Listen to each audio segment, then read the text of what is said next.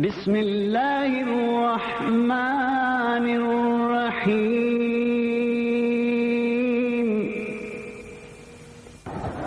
सारी जन्नत में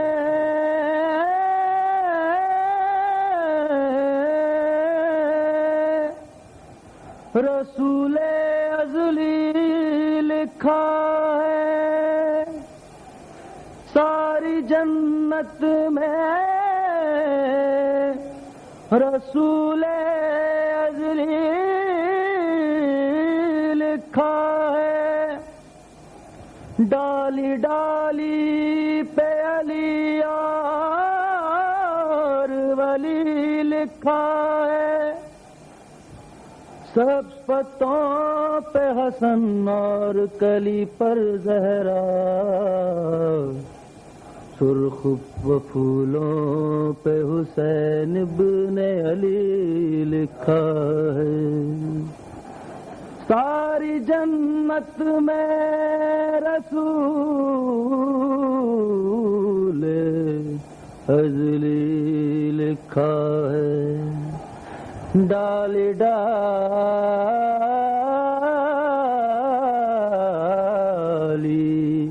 पे अली और वली लिखा है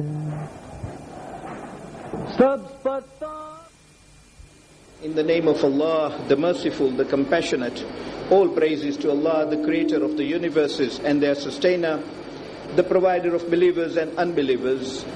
And may His choicest blessings be on the seal of His prophets, the last of His messengers and His holy progeny. And in particular, may His incessant blessings ever continue to flow on that fifth member of the household of the Holy Prophet, on Sayyid al-Shuhada, Aba Abdullah al-Hussein, salawatullahi wa salamu alayhi.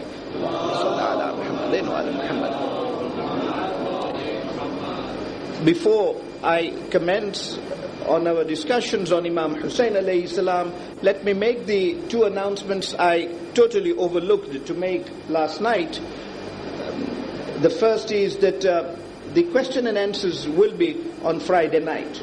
I have been attempting to stay on after the first majlis outside to answer questions, but the main time allocated for questions arising out of our discussions on this series will be at 8:30 on Friday night. I say this because the circular mentioned Thursday night on the basis that Ashura would be on Wednesday, but as Ashura is on Thursday, then the question and answer session will be on Friday night at 8:30, and the Mukhtar series, inshallah, will start on Saturday night at 9 p.m. because that is the time I'm told is more convenient. So that session will start on Saturday night at 9 p.m. Last night we, alhamdulillah, reached a stage at which we reached our discussions to the arrival of Imam Hussein alayhi salam in Karbala. I am, as a result, one night behind. I was hoping to achieve that earlier, and last night discuss what occurred between the 2nd of Muharram and the 9th of Muharram. But I did not succeed in doing so because I took a little longer during the stations than I had anticipated. I was hoping that tonight we would discuss the importance and thawab of mourning Imam Hussein alayhi salam. I wanted to do that because you do that anyway. You mourn Imam Hussein alayhi salam anyway. Providing you with the authorities, and in particular the answers to the questions that are being asked today about why we mourn and how we mourn and what is legitimate, when these answers are all provided in the hadith of A'imma alayhimus salam, I thought might be useful. But on discussing the matter with the organizers, it has been felt that there may be another occasion at any time to discuss that subject, because mourning is with us all the time, as we are on the life of Imam Hussein alayhi salam. Let this bit be completed now so that that circle is completed and there is no arc undealt with? Well, 2nd of Muharram, as is very well known, was the day when Imam Hussein alayhi salam arrived in Karbala, and the day given is Thursday. There are those who say it is Wednesday, but it is generally given as Thursday, so that Ashura fell on Friday. Well, on the 3rd of Muharram, Umar ibn Sa'd arrived. So Imam Hussein alayhi salam was only with her on the 2nd of Muharram, and he set up his tents, as you know, near the banks of Euphrates. On the 3rd of Muharram, Umar ibn Sa'd comes with an army of 4,000 soldiers. Now, this is significant because Ubaydullah ibn Ziyad la'anatullah alayhi by then knew exactly the number of people with Imam Hussein alayhi salam, and they did not exceed 120. I'm giving you the maximum number. 120 was the maximum number of people in the camp of Imam Hussein alayhi salam at that point in time. The number of people who would be fighting. And yet, he already had 1,000 people there with her. The very fact that Ubaydullah ibn Ziyad should yet decide that 1,000 people are not enough to fight 100, and sends an army of 4,000 people in itself is proof of the weakness of Ubaydullah ibn Ziyad, both in principle, in morality, and also in strength. The teaching that he got was, of course, from Hazrat Muslim alayhi salam. Because when Hazrat Muslim alayhi salam, a single soul, was to be arrested from the house of Tawaf, and he came out of the house to fight, there was an army with Muhammad ibn Ash'ath la'natullah alayhi of 500 soldiers. And the 500 could not arrest Hazrat Muslim alone. Another reinforcement of 500 was sent, and Hazrat Muslim fought them too. And a third reinforcement of 500 was fought. Still they could not arrest Hazrat Muslim alayhi salam. Eventually they trapped him into a hole. And this is how they brought about his arrest. So Ubaydullah did not want to take that chance again. And hence he sends 4,000 people. So there are now already 5,000 people in Karbala around Imam Hussein alayhi salam. It is amazing to see that the presence of that armory around Imam Hussein alayhi salam brought no flinching either in his determination or in his plans. More so to say that in the determination of his companions. I dealt with last night the speeches that were made at Nineveh with the presence of those soldiers there by Zuhair ibn Qayn, by Nafi ibn Hilal, by Burayra Hamadani. In Karbala, on the arrival on 2nd, the speech was that of Imam Hussein alayhi salam, on which I touched last night. But on the 3rd, Umar ibn Sa'd arrives, la'natullah alayh. And he has a message from Ubaydullah to ask Imam Hussein alayhi salam why Imam Hussein alayhi salam was there. Now that's a curious inquiry, because when Hur arrived, Imam Hussein alayhi salam had already, in the first speech, pre-Dhuhr prayers, mentioned clearly why he was there. And he said, I'm doing this to make my position clear, not only with you, but with Allah subhanahu wa ta'ala. And that is how he started his address with the army of Hur. However, that question was to be asked. Strangely, Umar ibn Sa'd la'natullah alayhi asks one of his commanders to go and make this inquiry with Imam Hussein alayhi salam. But Urwa bin Qais immediately says to Umar ibn Sa'd, why have you chosen on me? And Umar ibn Sa'd says, because you are one of our commanders. I cannot send a foot soldier for this purpose. He says, yes, but you've got to forgive me. I am one of those who wrote a letter signed by me alone to Imam Hussein alayhi salam, inviting him to Kufa. So you can see evidence now from the horse's mouth. That which Imam Hussein alayhi salam was shouting about, that you've invited me here, I have got your letters, is now being confessed by one of the commanders of Yazid's army, saying, I was one of those who wrote him a letter. If he produces the letter to me, because Hur's people must have already told them that Imam Hussein alayhi salam has brought all the letters with him. If that letter is produced, what face do I show? Umar ibn Sa'ad sees the weakness in his own invitation to Urwa to make this inquiry from Imam Hussein alayhi salam.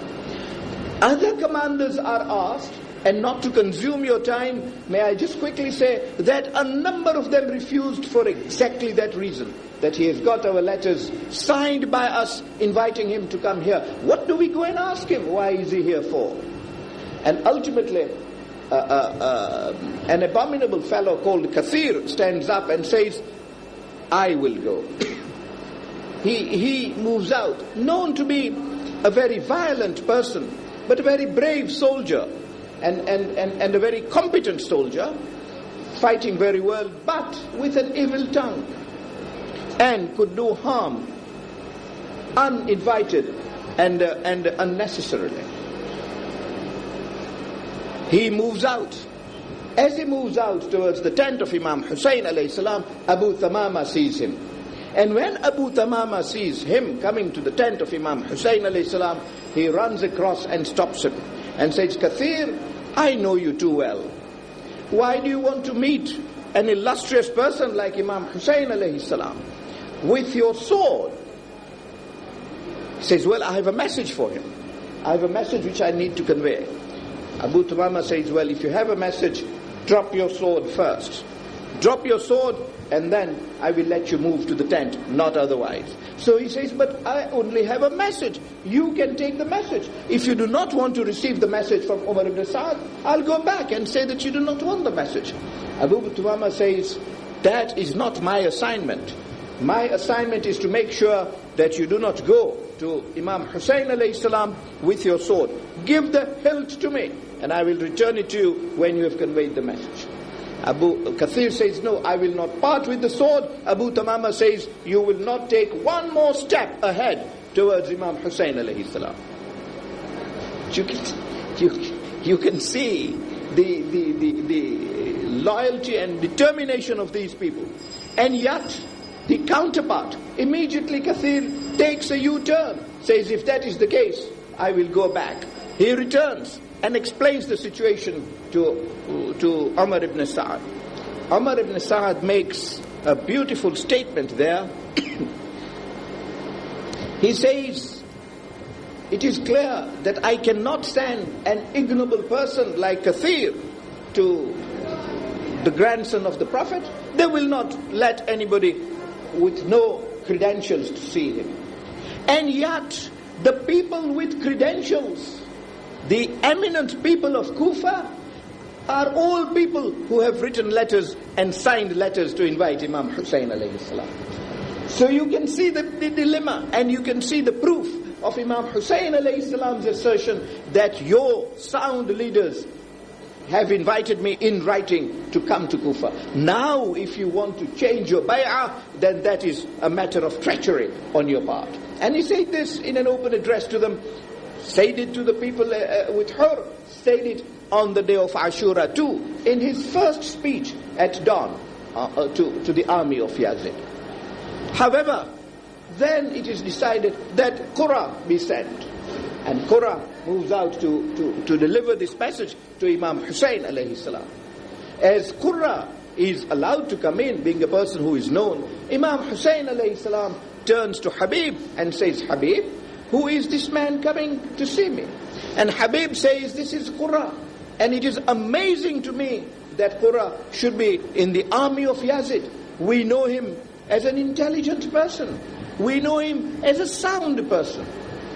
In the meantime, Qurra has approached the tent. The Imam alayhi salam lets him in. And the message is that Umar ibn Sa'd says, Ubaydullah ibn Ziyad, la'natullahi alayhima, wants to know why you are here. What do you want? Imam Hussein alayhi salam says, I do not want anything. I have been invited by you people, Kufians, to come here, and I have your letters with me. This invitation is in writing from innumerable number of people. They've asked me to come over, and this is the reason I am here. If now they feel they dislike my presence, and they wish me to go away, I'm quite willing to go back to where I came from. So Qurra takes the message and goes back to Yazid, and immediately goes back to Umar ibn Sa'd. Immediately Umar ibn Sa'd receives this reply. He says, Inna lillah wa inna ilayhi raji'un. I was hoping I would not have to fight Hussein, but what can I do when such is the answer? So you can see that Umar ibn Sa'd was always reluctant to fight Imam Hussein alayhi salam. And 2 or 3 matters on that score. Important because it gives us light into the very commander of that army which came to fight Imam Hussein alayhi salam. What was his position? What was his morale? And therefore, what was the basis on which the commander was there, which provides us the basis on which the troops were there. And it is historically reported by all these historians who have written on this subject that on the 2nd of Muharram, Ubaydullah ibn Ziyad gets the news from Hur that Imam Hussein alayhi salam is already stationed in Karbala. Ubaydullah ibn Ziyad now has to send his commander. He picks on Umar ibn Sa'd and calls Umar ibn Sa'd on the 2nd of Muharram in his government house, and says to Umar ibn Sa'd, O Umar, Hussein alayhi salam is already in Karbala, and I have considered very carefully whom to send as the commander of the army that will fight him. Because it is very important that either he makes bay'ah, which I suspect he will not, or he is killed, which is the agenda. And hence, I wanted to select an officer of your rank so that you go and kill Imam Hussein alayhi salam and all his companions. Umar ibn Sa'd is then told, you have been selected to be the governor of Rai. Rai is that part of Tehran, which is Tehran today, where the shrine of Sayyid Abdul Azim is situated. That area of Tehran always has been Rai. But that area at that time was the capital area of Tehran, the capital of Iran. And Umar ibn Sa'd was promised to be the governor of Rai. He is told that the moment you bring the head of Hussein alayhi salam, you will go to Rai as the governor of Rai. Umar ibn Sa'd never set foot in Rai. He never set foot in Iran at all since Karbala. And Imam Hussein alayhi salam told him this in very simple, plain words. However,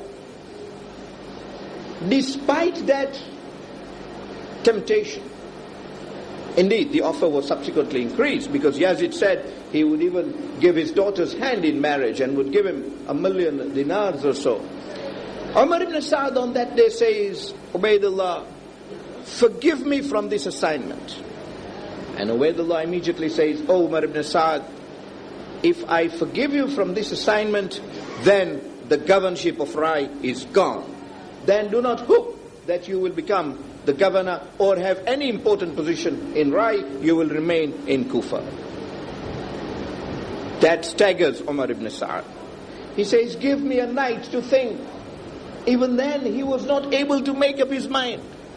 He says, give me a night to think, and I will return tomorrow with my answer. The next day he meets Ubaydullah ibn Ziyad, as you would expect, and accepts this assignment. Why was Umar ibn Sa'd shaking?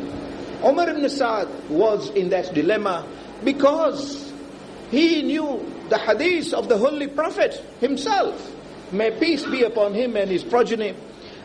The Holy Prophet in his lifetime, whenever he said that, whenever he discussed Imam Hussein alayhi salam, he would weep, as we have already seen. And even said all along that Imam Hussein alayhi salam would be murdered in Iraq, in a place called Karbala, the earth of which he had given to some selected persons, in particular Salama. Those ahadith we have already covered. But one of the companions of the Holy Prophet was the father of Umar ibn Sa'ad, as I've already said, Sa'ad bin Waqas. And the Holy Prophet obviously was asked by the people that this is astonishing. How can anybody kill your grandson?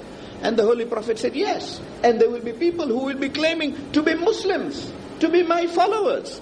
That astonished people further, and they even asked the Holy Prophet the names of the people. I've already discussed that hadith with you, in which Jibreel brought the name Yazid, and that name was passed on by the Holy Prophet to his followers. But the Holy Prophet also said that the person who will kill him in Karbala, Yazid will not be in Karbala, but the person in Karbala will be Umar ibn Sa'ad. And people were surprised that this son of this companion of the Prophet should have to do this. Well recorded that once Umar ibn Sa'ad crosses the path of Imam Ali alayhi salam in Kufa, a rude thing to do, particularly when the person whose path you cross is an elderly person, and indeed of the stature of Imam Ali alayhi salam. Imam Ali alayhi salam turns around to him and says, Umar, what wonder you should do this. But this is no rudeness on your part compared to the rudeness you will exercise on that day, when you will literally be between heaven and hell, and you will be given the choice of going to heaven or going to hell, and you will decide to go to hell. People around there turned round to Umar and said, don't we always tell you that you are the murderer of Hussein? This is how people knew him ages before he went to Karbala. And indeed, at one stage, when this news reached Medina, and people of Medina taunted him openly and publicly, he once asked Imam Hussein alayhi salam and says, Yabna Rasulillah, people taunt me, saying that I am going to kill you. Is this going to be real? I don't believe I will do this. And Imam Hussein alayhi salam turns around saying, yes, Umar ibn Sa'ad, unless you change your ways, but it pleases me that you will not even be able to remain long in Iraq after that deed. And from Saturday, inshallah, when we start our discussions on Hazrat Mukhtar, we will see that he never succeeded to remain in Kufa in peace, and was ultimately killed by Mukhtar in Kufa. But this background of what actually took place is what put Umar ibn Sa'ad into that dilemma. Do I accept this appointment, or do I just leave that appointment and relieve myself of having to kill Imam Hussein alayhi salam? But the temptation of being a governor, how long would he have been a governor for?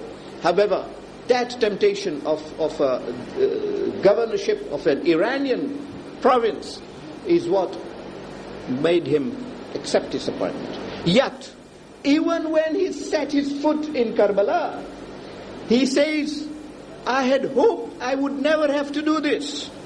So I put forward before you 3 propositions. One, a person who always has been sorry that he should not do this. His comments to Imam Ali alayhi salam, his comments to Imam Hussein alayhi salam, he's even inquiring whether he would be the person who would have to do it, and feeling ashamed and embarrassed about that fact. Why? Except for one reason, he knew that if he did that, he would do wrong. And then, even when this appointment is given to him, he says, forgive me, I want a night to think about it. And all along, between the 3rd of Muharram and the 9th, how many times did Umar ibn Sa'd say, I wish I do not have to proceed with this, and I wish this matter is resolved, as we shall see in some greater detail just in a few minutes. The question I ask is, that if there was any legitimacy, talking purely on the basis of logic and accepted history, if there was any legitimacy at all in the army of Yazid, and this question is asked today, and hence the importance of answering it. If there was any legitimacy, why should their own commander be so hesitant in taking over a duty to do that which was regarded as right? But obviously that hesitation establishes that in their own minds and hearts there was that assurance that it would be wrong to kill Imam Hussein alayhi salam because he did no wrong. Because he did no wrong. And that murder was unjustified and was a dhulm. Important to accumulate all these proofs, because even today there is this allegation that no, there was no dhulm on the part of Yazid because they want to call Yazid an imam. They want to call Yazid an imam. And why do they want to call Yazid an imam? Only because undeniable is the hadith of the Holy Prophet that after me there will be 12 imams. How do they challenge that? So, how do they make up? So they are out to make up the numbers, not knowing that making up the numbers does not fulfill the hadith, because the hadith says, after me there will be 12 imams and all of them will be Quraysh, not Umayyads. Well, that there will be Hashemites and not Umayyads. Well, Yazid, however, saying, Inna lillahi wa inna ilayhi raji'un, I may still have to fight Hussein alayhi salam. I do not see that he will make bay'ah if this is the language in which he has given us the response. But he sends that response to Ubaydullah ibn Ziyad immediately. Ubaydullah ibn Ziyad receives this response, and on receiving this response he writes back on the 5th of Muharram saying, stop Hussein alayhi salam from going anywhere, surround him in Karbala where he is. One of the two things: either he submits and surrenders to me, in which case send him over to Kufa and I will deal with him and his companions in Kufa, or kill him. Now Umar ibn Sa'd is in a fix. On the one hand, he does not want to fight Imam Hussein alayhi salam. Neither of the commanders did. Hur was more honest, turned round and said, I have no orders to fight you and I will not fight you. And indeed, he said this when Imam Hussein alayhi salam told him that if you want me to take me to Ubaydullah ibn Ziyad, you will be dead long before you succeed in doing so. He said instantly, I have no orders to fight you and I will not fight you. Umar ibn Sa'd is not able to say those words, and yet he is not able to convey the message of Ubaydullah ibn Ziyad to Imam Hussein alayhi salam. The question is a big why. Why was he not able to convey this message if they are on the right? However, whilst Umar ibn Sa'd was considering what to do next, because he received the letter on the 6th of Muharram, early on the 7th of Muharram he receives another letter from Ubaydullah ibn Ziyad saying, cut off water from the camp of Imam Hussein alayhi salam. Well, as you know, Imam Hussein alayhi salam, when he came to Karbala, set up his tent on the banks of Euphrates. But on the 3rd, Umar ibn Sa'd comes on the 4th, he orders the tents to be removed and to be sent a good distance away from the banks of Euphrates. So now water was not easily accessible, but was still accessible, and was not only received into the camp, but was being stored also in the fear that they may be cut off from water, because this is what they tried to do in Siffin, despite the fact that Imam Ali alayhi salam had already taken charge of the Euphrates when he reached Siffin, a matter we have discussed at some length in the year 1999. However, now the orders are cut off, and Umar ibn Sa'd whilst delaying to convey the message of Ubaidullah to Imam Hussein alayhi salam, was in no position to delay this action, because he would have been reported. And hence, he stations 500 people on the 7th of Muharram. He stations 500 people, as against just 100 here, to guard the banks of Euphrates, so that no person reaches the banks of Euphrates and obtains water from there. That guard was further fortified after Shimr, la'anatullah alayh, got into Karbala. But the guard was there since the 7th. That provided him the excuse, as it were, of keeping himself busy with guarding the place. But again, an interesting event takes place at that time. Abdullah Azadi, having seen this situation, shouts to the camp of Imam Hussein alayhi salam and says, "Ya Hussein, now you will not even get a drop of water. You see, the Euphrates is in the heaven, but you will not get a drop of water until you die of thirst." Imam Hussein alayhi salam retorts, by way of a lesson, retorts and says, "O Abdullah, may Allah kill you of thirst and not forgive you for what you have said to me." Muslim, the reporter of Habib bin Muslim, the reporter of Yazid in Karbala, says, "I was astonished to hear that threat from Hussein alayhi salam, and he made it so confidently. I suspected, almost knew for sure, that threat of Imam Hussein alayhi salam will come true, because Allah will accept his prayer and fulfill the wish of Hussein alayhi salam." So he says, "I kept track of Abdullah Azadi, and soon I found that he became sick. The disease of which he became sick was feeling thirst. Water would be brought to him, and he would drink water, and gallons of water. So much water that he wouldn't be able to hold the water. He would vomit it out, drink and vomit, drink and vomit. And every time he drank water, he would still say, 'I'm thirsty.' He would take more water. His system would not be able to contain it. He would keep vomiting." And this particular episode is described in a number of books. It is described in Tabari, it is described in Khwarizmi, it is described by Sheikh Mufid alayhi rahmah, it is described by Sayyid ibn Ta'wus alayhi rahmah, until eventually he died of thirst and was buried because of that particular sickness. It is interesting to narrate that hadith, because one could see that even before things developed on the day of Ashura, on the 7th, this episode takes place, and this objective reporter, I call him objective because he does not belong to the camp of Imam Hussein alayhi salam. The truth is, he's biased because he comes from the camp of Yazid. And he, watching this, knows for sure that what is happening is wrong. It should not happen. And if it should not happen, and yet Imam Hussein al-Islam is taunted by it, the response to that taunt will be accepted by Allah subhanahu wa ta'ala. Wasn't that sufficient lesson to everybody to know where truth was and where falsehood was? He then follows it up, and the result becomes apparent to us today. What is amazing is that there still should be people in this world today who would not criticize the cutting off of water by Yazid from Imam Hussein alayhi salam. They say that was only an act provided by Allah because Allah provides rizq.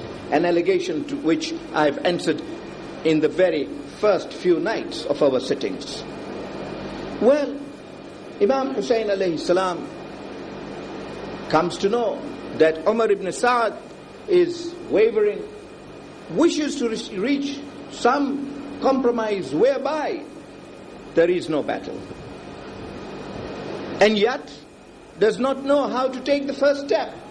He does not have ammunition with which to come to Imam Hussein alayhi salam, and the letters from Ubaidullah ibn Ziyad do not permit him to do so. And so on the night of the 7th, Imam Hussein alayhi salam takes clearly the kind of step you would expect the grandson of the Holy Prophet to take. He sends a message to Umar ibn Sa'd saying, I want to discuss the situation with you. I have some thoughts about this matter. And if you feel inclined, you'll be welcome to come to my camp and we shall sit and discuss the matter. Umar ibn Sa'd, la'natullah alayh, seizes the opportunity, and that very night is in the tent of Imam Hussein alayhi salam. Hamid bin Muslim says, a long discussion took place.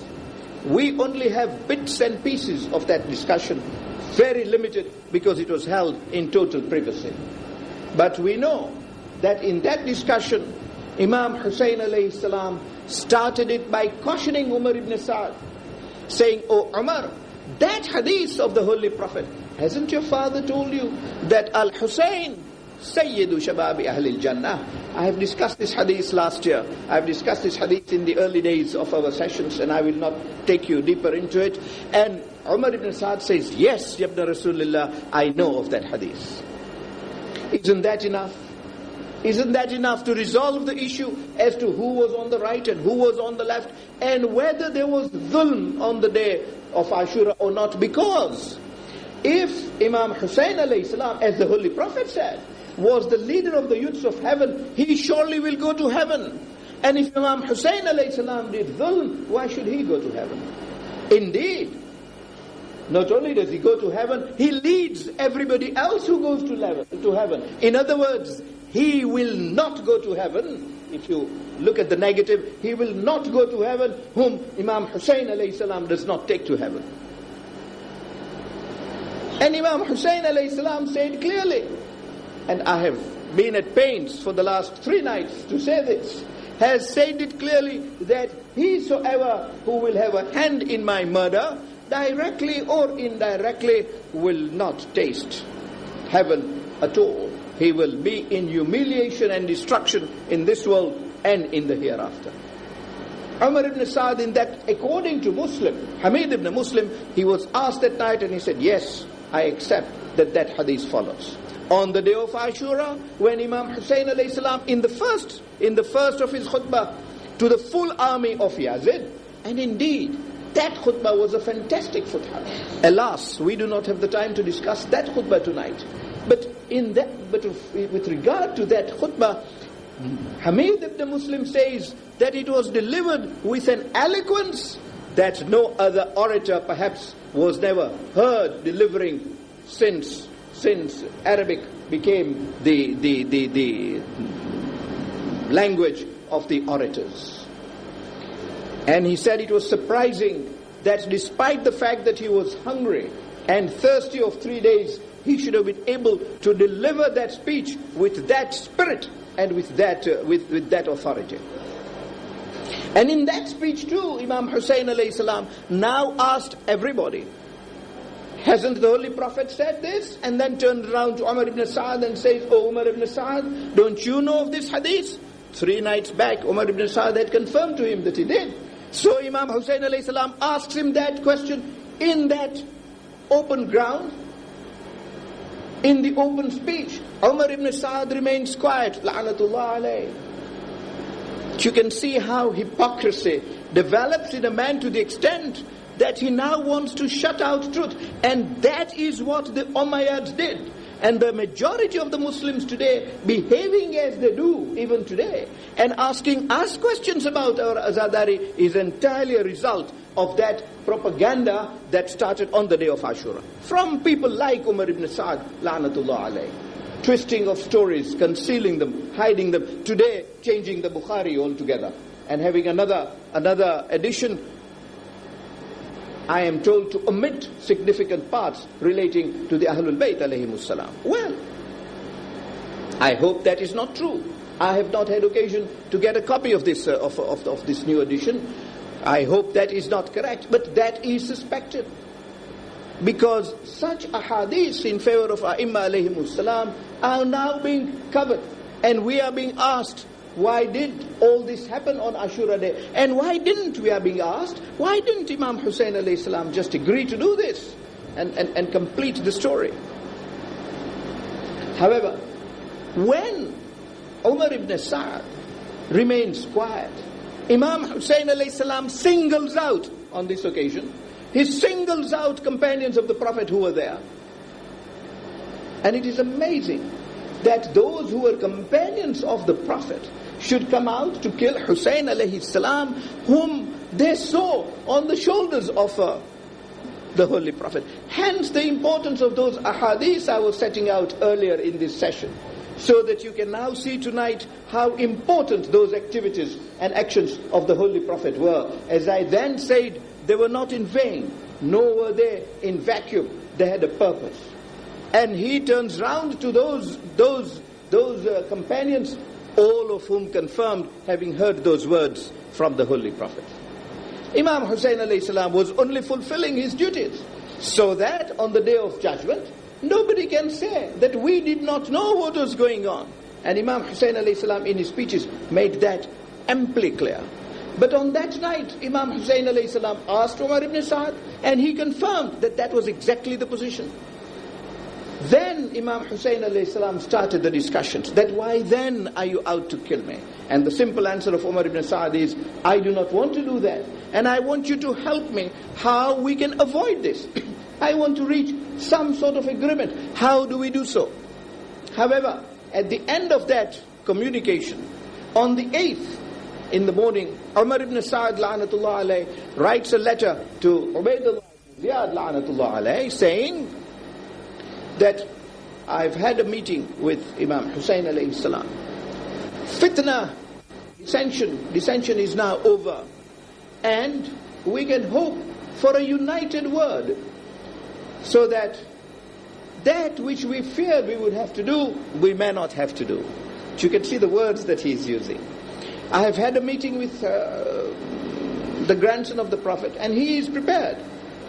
He is prepared to leave Kufa if people have withdrawn bay'ah from him, and not to demand bay'ah from them. He is prepared to go to the outposts of the kingdom and live like an ordinary Muslim living in the kingdom of Yazid, demanding no special rights and no authority at all. Or he is prepared to go back to Medina and live by the graveside of the Holy Prophet, where we have a governor and we can have a watchful eye over him. Or, he adds, which is in dispute, that he is prepared to go to Yazid directly and give his hand to Yazid if differences between him and Yazid are resolved. Now that is a matter which we dispute. It is not accepted that Imam Hussein alayhi salam would even say that, even with the qualification, if the differences between him and Yazid are resolved. They were not going to be resolved. And there was no point Imam Hussein alayhi salam going there. Imam Hussein alayhi salam evidently said in a public khutbah, which is well recorded, and I set it out last night, he said, this is my destination. This is where he's going to stop. And the Prophet's ahadith were clear that he would be martyred in Karbala. There was no question of Imam Hussein alayhi salam saying that he would go to Yazid. The whole purpose of the denial of bay'ah would have been defeated. But if he did say so, then even that letter of Yazid is a qualified letter, saying that the Imam said he would go to see if the differences between him and Yazid could be resolved. He sends that letter out to Ubaydullah ibn Ziyad, hoping that now matters would be resolved. Ubaydullah ibn Ziyad, and this is so significant, receives this letter, and having read that letter, his comment is, these are words of a sincere person who has the affairs of his people at heart. This is how Ubaydullah ibn Ziyad describes Imam Hussein alayhi salam. I've always said that if you want to look at the praises of Imam Ali alayhi salam, look at the words of Muawiyah sitting in his court in Damascus. And I've set out some of them to you in 1999. And I said, if you want to listen to the praises of Imam Hassan alayhi salam, listen to what Muawiyah says of him in his court in Damascus. And now here are praises of Imam Hussein alayhi salam, both in the government house in Kufa and, as we discussed, I think in 1997, in the palace of Yazid in Damascus. He says, these are the words of a sincere man who has the affairs of his people at heart. But Shimr la'natullah alayh comes over to Ubaydullah ibn Ziyad and says, oh Ubaydullah ibn Ziyad, how can you accept this letter? You are the person in authority. If somebody else told you this, you would not have accepted. It demeans you. Either Hussein alayhi salam surrenders to your authority or he is killed. There can't be a halfway house, as Umar ibn Sa'd is suggesting. Ubaydullah ibn Ziyad, being what he was, suddenly changes his view and says, yes, Shimr, I accept what you say. But he didn't change his views.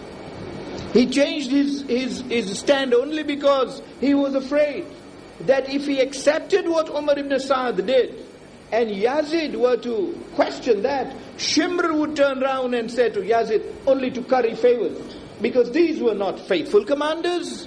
They were only out to play games in order to obtain the favors of those whom they served.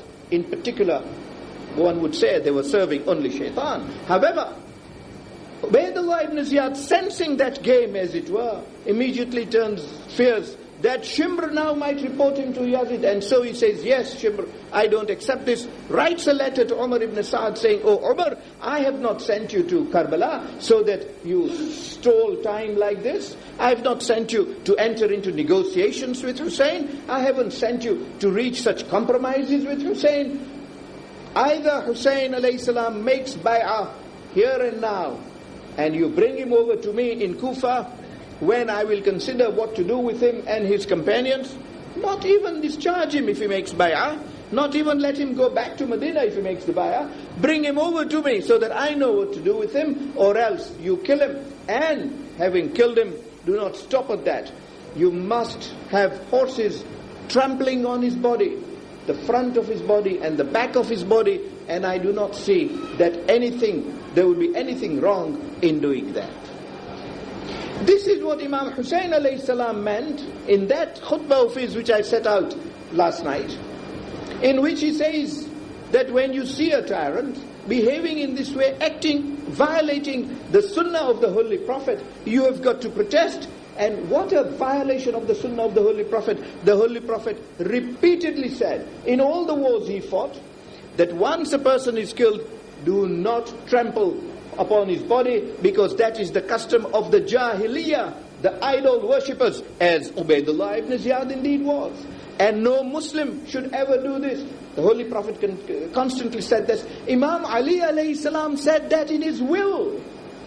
In his will, Imam Ali alayhi salam said, and we discussed this in 1999, with regard to Ibn Muljam, la'natullah alayh, that he inflicted one blow on me. Oh Hassan, you inflict just one blow on him, not two.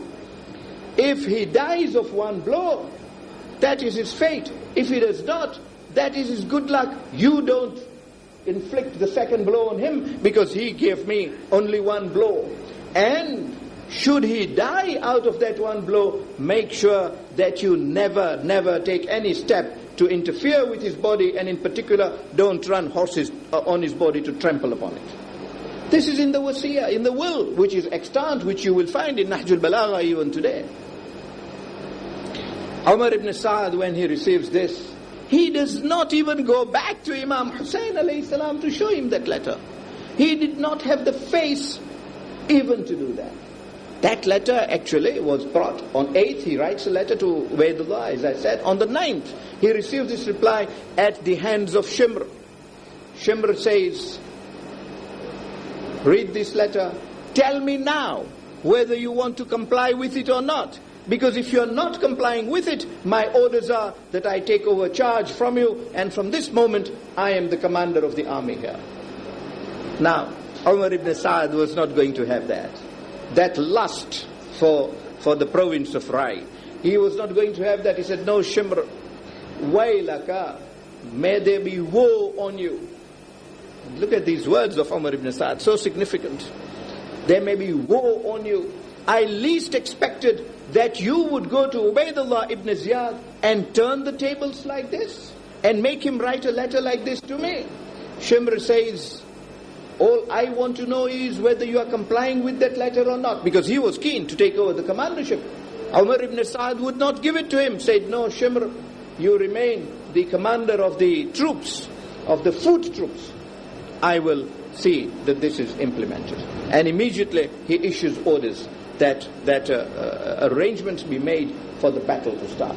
And indeed, it is at Asr on that day, it is on Asr on that day that suddenly the ranks are prepared.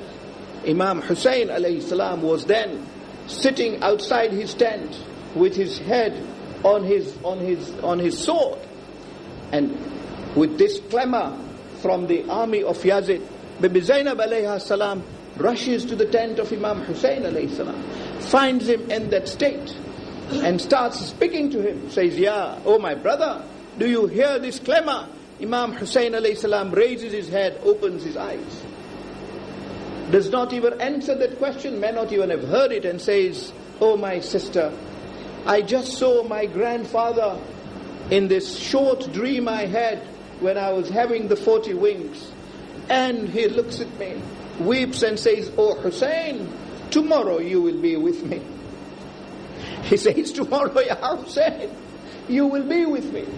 And so Bibi Zainab alayha salam starts crying and weeping. Imam Hussein alayhi salam holds her and says, "Oh Zainab, do not do this, because more important things are awaiting you." In the meantime, Bibi Zainab alayha salam gathers herself again, more important thing to be done immediately, and says, "Oh my brother, I hear the clamors from the army of Yazid. Are they attacking us? I hear that noise coming nearer and nearer. They seem to be getting near to our camp. Send Abbas now." And Imam Hussein alayhi salam calls for Abu al-Fadl and says, "Oh Abbas, go and find out what is happening." Hazrat Abbas alayhi salam moves out with 20 horsemen with him. Taking the commanders, Imam Hussein alayhi salam had already allocated the commands. Hazrat Abbas alayhi salam to be the commander of the army, Zuhair bin Qayn to be the wing commander on the right, Habib ibn Mazahir the wing commander on the left. Hazrat Abbas alayhi salam takes them all. They march on and they find this army coming, and Hazrat Abbas alayhi salam halts them. This is Abbas alayhi salam operating. And having halted, he says, "You will not take any step. What do you want?" They say, "Well, our orders are to commence the battle. Imam Hussein alayhi salam should decide now. Either you all make bay'ah now, or else we will commence the attack on you at this stage." Hazrat Abbas alayhi salam, of course he knew the answer. The answer was going to be no bay'ah. And if he had his way, he would start killing them then.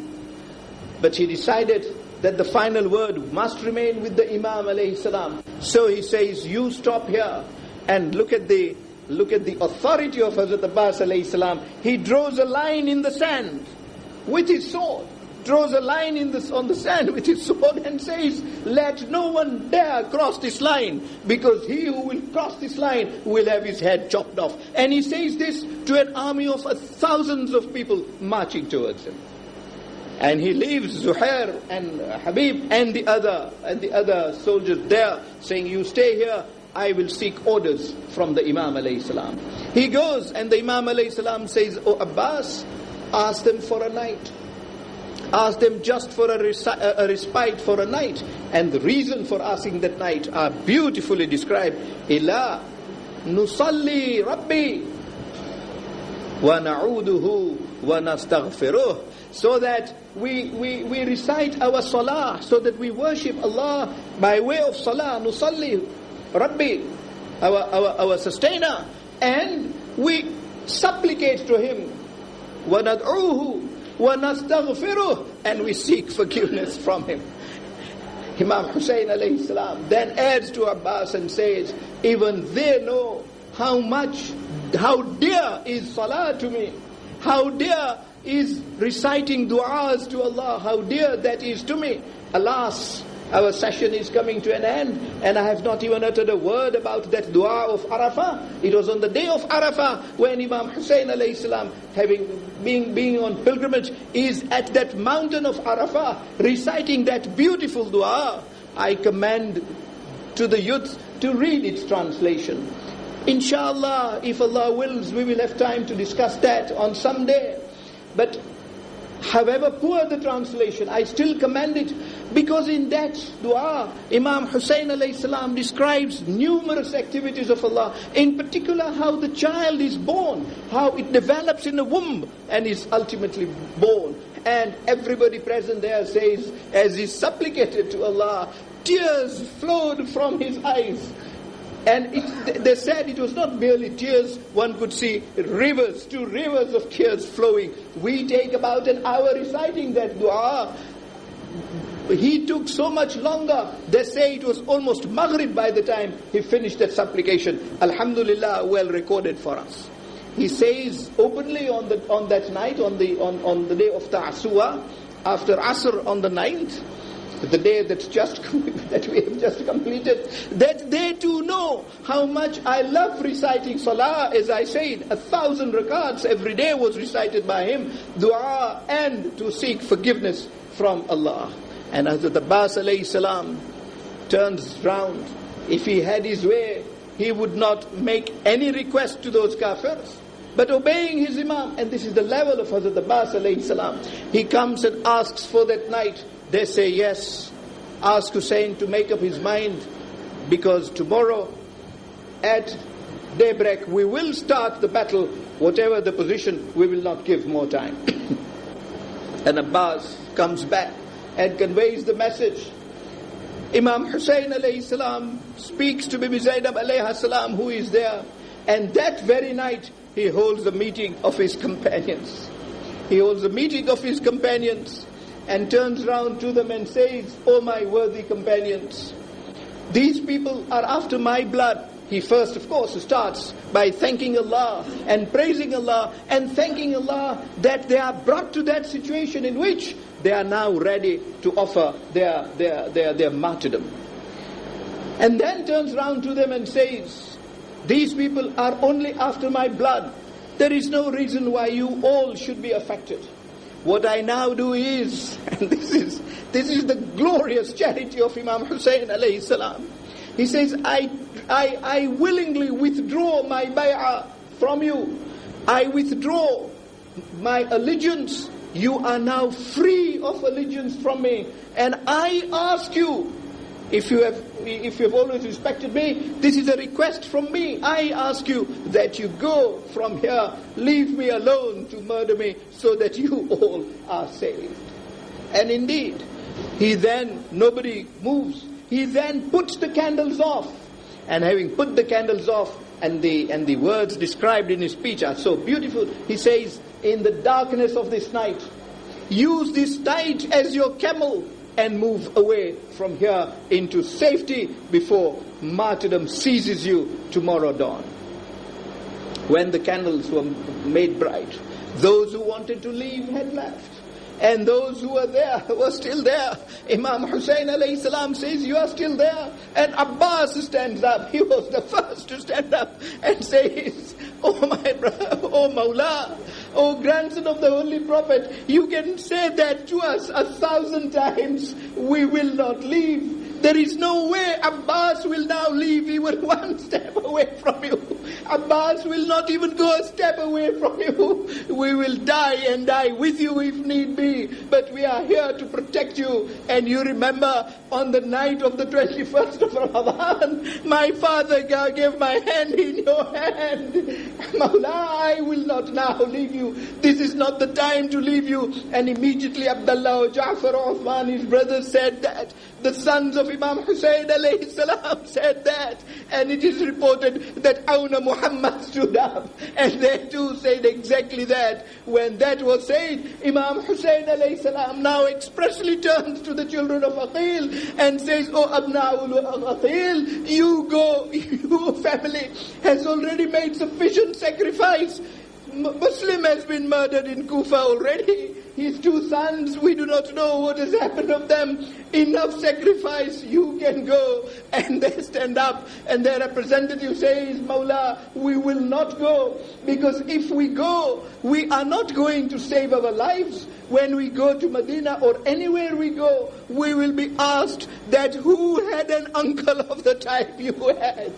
We have had the best and the most noble of uncles that ever existed. Now when our sheikh is in this problem, we desert him and go away from him. That is impossible. We cannot do that at all. We must be here so that we are seen striking with our spears with the others, striking with our swords with the others. We will never leave you even for 1 minute, Yabna Rasulullah. And then the Imam alayhi salam turns to his companions and says, you can see I have enough supporters in members of my family here. You need not stay here with me. You can go. And the first person who stands up and makes a speech in answer to that was Muslim ibn Awsaja. That man, 85 years old now, Muslim ibn Awsaja stands up and makes a speech and says, Yabna Rasulullah, what face do we show Allah? How do we justify that He created us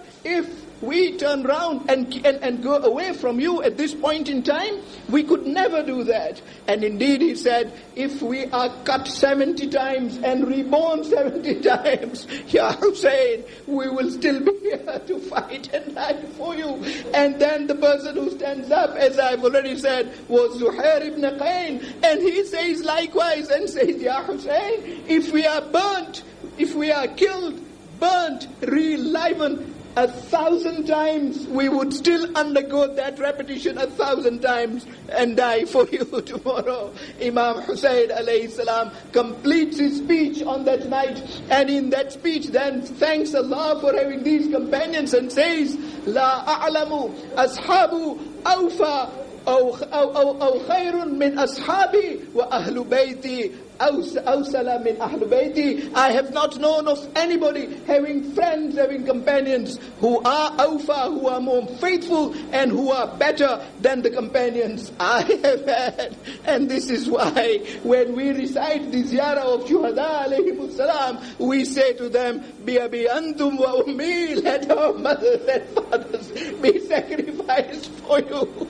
Because this is the level at which they had reached. And the next day they gave their sacrifices. They all went until Imam Hussein alayhi salam was now left alone. Left alone, he then starts his goal. He makes his first goal. Hal min nasirin yansuruna. Is there anybody who will help us? And when Imam Hussein alayhi salam makes his goal, he suddenly hears in his ear a very faint voice, which says, Labbaik, Labbaik. Imam Hussein alayhi salam realizes this is the voice of a child 6 months old. He goes back to the camp and says, Rabab, give my Asghar to me. Rabab says, Mawla, yes indeed, you can take him for sacrifice as well.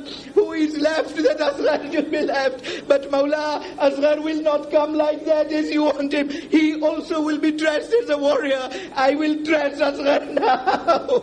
And having dressed him, I'll even put a small sword on his waist, because Asghar tonight is not a baby. He is that valiant warrior. Imam Hussein says to Rabab, says, Rabab, I have had many warriors who are martyred, but Rabab, your baby will be one who will carry the most brilliant of the medals of Karbala. He will put a seal on my innocence in Karbala. Takes him there. Just one thing to remind you, when he asks for water, look at the helplessness of Hussein. Look at the righteousness of Hussein. He keeps Asghar on the ground and says, if you fear I will drink water, come and give him water. Nobody does. What follows is a 3-darted arrow of Hurmala. That arrow of Hurmala, it pierces Ali Asghar's neck altogether.